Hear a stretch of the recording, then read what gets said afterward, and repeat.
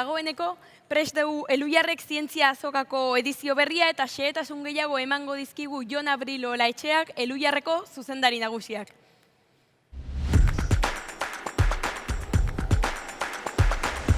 Elhuyar zientzia azokaren edizio berezia izan da ortengoa, honetan dena izaten ari da berezia, eta zorionak eman behar dizkizuet esker mila parte hartzeagatik eta zuen bideoak bidaltzeagatik. Zoragarria izan da emaitza, ezin dugu besterik esan. 8 urte bete ditu dagoeneko Elhuyar zientzia azokak 2013an hasi genuen abentura ero hau. Eta tartenetan 12 eta 18 urte bitarteko 6.000 gaztek baino gehiago parte hartu duzu, ez da marka txikia.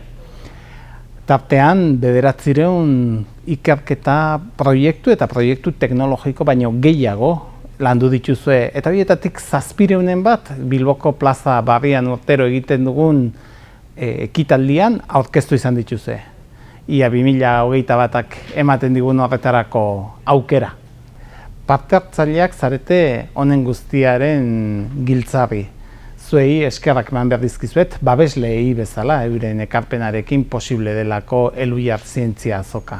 Eta ezin antzi ere Euskal Herriko zientzia eta teknologia sareko ikertzaile eta profesionalen ekarpena proiektuak babesten eta laguntzen egiten duten lan handi horrengatik.